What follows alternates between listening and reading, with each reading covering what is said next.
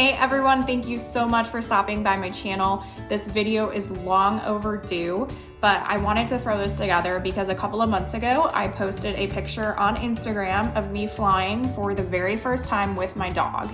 And I got so many comments, so many people DMing me, asking me all different questions about the experience. And so I figured it would be easiest if I just put together a video of all of my tips and tricks. So this video is just going to talk about everything you need to do before your flight in order to fly with your dog in the cabin with you as an ESA.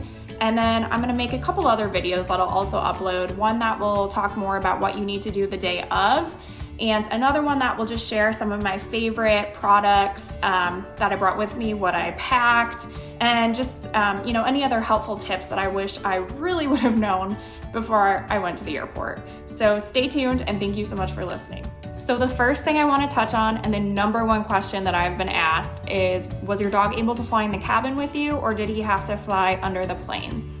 Mowgli is an 85-pound golden retriever. He is a big dog, and he was able to fly in the cabin with me. Now, the way that he was able to do this is because I registered him as an emotional support animal. There was a lot of paperwork and things that I had to go through to get him certified to be able to fly with me in the cabin. I know a lot of other people out there would like to do this with their dogs, so I wanted to walk you through the process, but I also just wanted to call out the fact that the reason why he was able to ride in the cabin with me was because he was an ESA.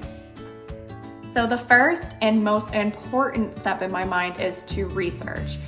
You want to do some research before you fly with your dog because there are a lot of moving parts and pieces to it, and you just want to make sure everything's in line before your flight. So the first thing I did when I was going to fly with Mowgli for the first time is I looked at which flights were available on the dates I was looking for and narrowed down my list of airlines that I would potentially be taking. So there were only 2 airlines that I was looking at to fly from Florida to Wisconsin. And I went on to Google and I just typed in the airline name with ESA policy at the end of it. You could also search for the accessibility information on the airline website. It usually pops up right away, and it will give you a detailed list of all of the requirements to fly with your dog as an ESA on that airline. So I totally recommend doing that first and just answering all of your questions. Keep in mind, for certain airlines, there may be weight restrictions or breed restrictions. So you just want to make sure that you really read that fine print. The second thing that I'd recommend doing is starting this process pretty early. One, because you have to submit all this paperwork, but the other reason is for seat selection. If you have a small dog, it may not be an issue for you because they'll probably fit right under your seat or on your lap, depending on the size of the animal. For Mowgli, he is an 80-pound golden retriever. He's huge, and he did not fit under one coach seat. I needed to upgrade my seat in order for him to fit.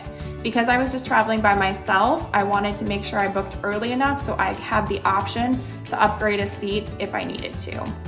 So keep that in mind. It's also something you can talk over with the airline, but try to plan this out in advance. My last tip would be, if you're a first-time flyer with a dog like I was, it was so helpful for me to call the airline. So once I knew which airline, which flight I wanted to take, before I booked the flight, just to be safe, I called the airline's customer service number and just asked them questions about the process, what I needed to do, and just made sure that it lined up with the information online. It did, but they were super sweet, and it gave me just a lot of confidence about flying with him, and I felt like I knew the process. The second step in this process is you need to fill out all of the required paperwork and submit it to your airline.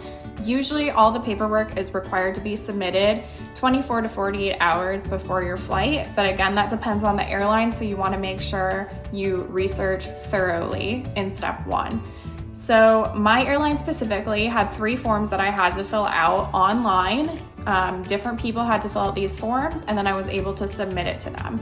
So the first form is a form that needs to be filled out by a licensed mental health professional. So if you already have someone like a therapist that you go to, they should be able to assist you with filling out this form. If you do not have someone that you go to regularly, there are different websites. Some are sketchy, so be careful, that you can pay a fee and they will match you with a licensed professional, and you are able to work with them to have them help you fill out your form. So I will link the website that I used below. It was during COVID-19 that I was trying to fly, so it was really difficult to get in and see anyone in person. So I will link that website below. It was around $100 for me to get a letter to fly with Mowgli, just as an FYI. The next form that you have to fill out is from your vet. So this one usually has different things like rabies expiration date that your vet has to fill out. It may ask if your dog has ever attacked anybody. And it's usually just a pretty simple form that you need to give to your vet and make sure that they are okay with you flying with your animal. The other thing I would do is, while you're talking to your vet, have a conversation with them about if you need to give your dog any sort of drug for the flight. Mowgli was okay, but if you have a dog that may be very anxious or you're just really nervous about how they're gonna handle flying, have that conversation with your vet and get their advice. The last form that you have to fill out is a behavioral form. So this was something that I had to sign off on, saying that I know that Mowgli is my responsibility, and if he does anything, if he hurts someone or damages something, I know that it is my liability. So you also have to sign off on that. The only thing I want to bring up with this form is, don't try to fly with a dog that may be aggressive or not good with strangers or in strange places. Mowgli did really well, but he's generally very good in new places, around strangers, and in new experiences. If you have a dog that really struggles with any of that, flying could be very difficult for them, or just a place of discomfort. So you just want to make sure that you're not putting your dog through any physical trauma or harm as well. So after you've researched your airline, you have booked your flight, you have had your mental health professional as well as your vet and yourself all fill out the required paperwork, and you've submitted it back to the airline, the third and final step is to call the airline. And I know it sounds like I'm calling the airline a lot, but I always think it's better to err on the side of caution and just to call them one more time and confirm that they received all of your paperwork, that it all looks good. And I'm saying this because there was something on mine that didn't look good and I had to resubmit it. So call and verify that everything looks good, and then what they'll do is they will add your emotional support animal to your boarding pass and they will email it back to you. So just make sure that everything is good to go and you have no further questions. This is also a great time to have a conversation with the airline around where you're going to be sitting.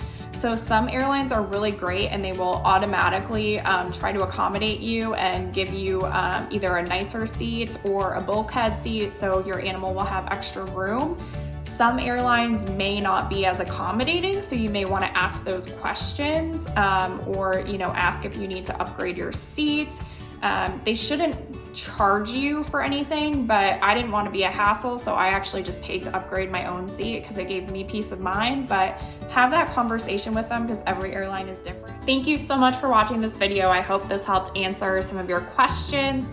One last thing that I just wanted to touch on, because a lot of people were asking, how much do they charge you to bring an emotional support animal on the airplane? Do you have to pay for a seat for them? And their answer is no. First of all, the animal is not allowed to sit on the seat. Like Mowgli couldn't have sat on the seat next to me. And the other thing is they're very similar to a service animal, so there is no additional charge for them to fly with you. Like I said earlier in the video, there may be some fees that you have to pay in order to get your letter from your mental health professional, or if you feel like you want to upgrade your seat to give them more space and give yourself more space. You may pay for that, but there isn't a specific fee to bring your emotional support animal on an airplane with you. So I hope that answers all of your questions, but if you have more questions, please reach out to me.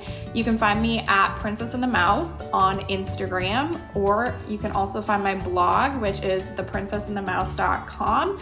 I will link it below for you. And keep an eye out for the next couple videos, and make sure you subscribe, as I will be diving a little bit more into what happens the day that you fly, as well as my favorite products and tips and tricks for flying with your dog.